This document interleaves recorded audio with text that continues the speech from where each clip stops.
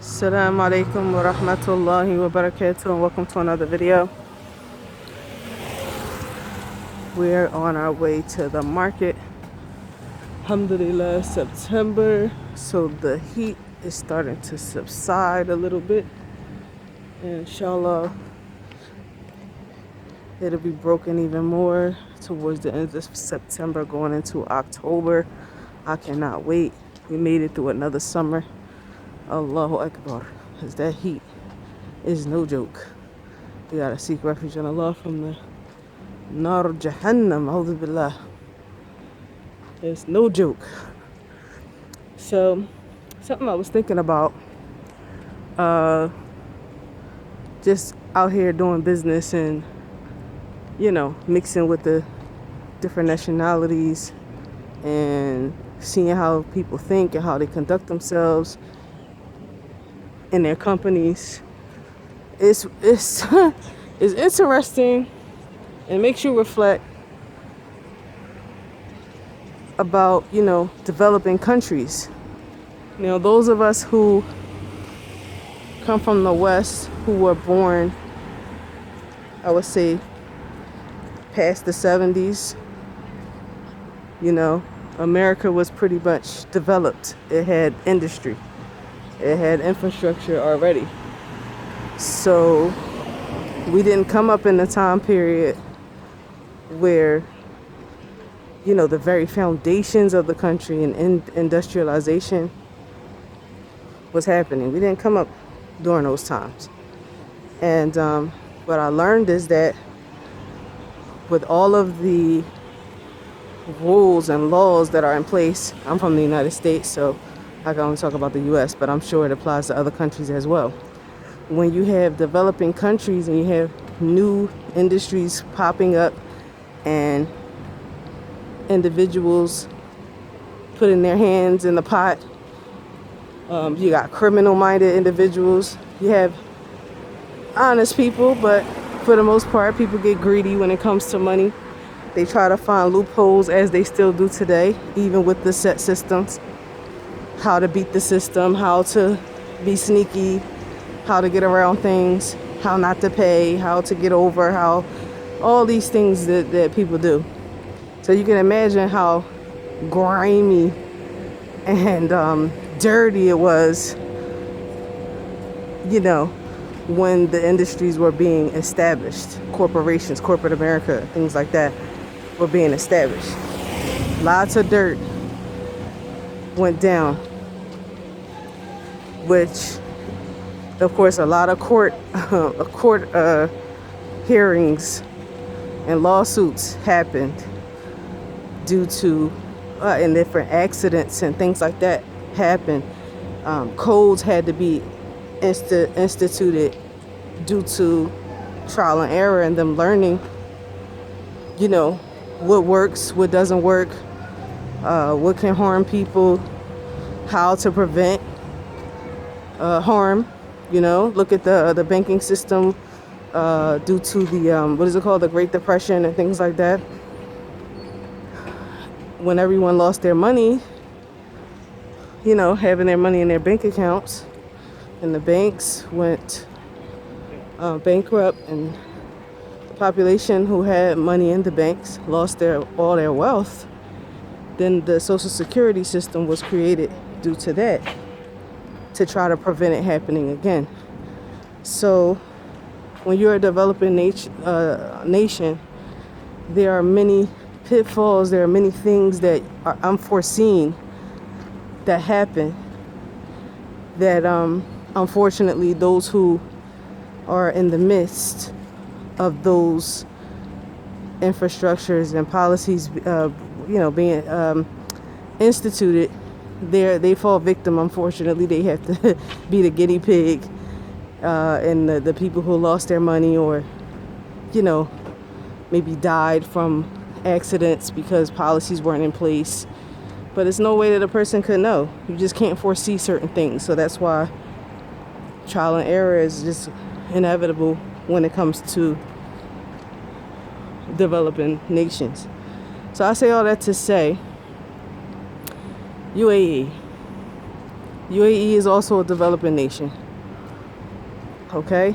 The society rose up out of the desert. They had help from the West. They had advice from the West, which I don't blame them. It's nothing bad, nothing wrong with that, having infrastructure and getting advice from people who've done it before you. It's nothing wrong with that. But at the same time, because it's a developing nation and the Emiratis are a small population and they got help from other people and insights from other people, there's no one set way to do things. So even letting different nationalities come in and establish their own companies and their own cultures within the business world, there's literally no uniform way of doing business here. There's like a what do you call it? A potluck, a melting pot of varying ways to do business. Now, I'm not saying that didn't happen in America, because perhaps it did, but it seems to me how America did things. You know, the British are the ones that established the United States. They won the war. They had the say. They instituted classism and racism, and they created ghettos. We probably should have went. We're gonna go after him. Come on, bismillah. They created ghettos, and you know, America benefited from the small businesses that were created, but and I'm sure those small businesses, of course, they brought their cultures. The owners of those businesses brought their cultures with them, and they conducted business how they conducted business. But the overall state of America, there's a uniform way to do business. So people refer to it all the time like, oh, well, back in the States, we do it like this. And it's a standard expected way to be serviced and to be dealt with. Something goes wrong, you have someone that you can complain to, and you expect it to be carried out, followed up. And if they don't, you get a lawsuit. That doesn't necessarily go here. You know, the system is not uniform. Things that, you know, the Westerners consider serious and will fight for, like customer service and, you know, brand identity and things like that. You know, the customer is always right and all those kind of things. That doesn't exist here. And when you come to the UAE, you will see that, like I said, there is a potluck or a melting pot of ways that business is being conducted, even in the downtown area. And just brace yourself. You have the Westerners here. Of course, you have the Indians here. The Indian people, they have their own belief system. They have their own culture that they come from. And they bring their beliefs with them, and they implement those beliefs within their business structure.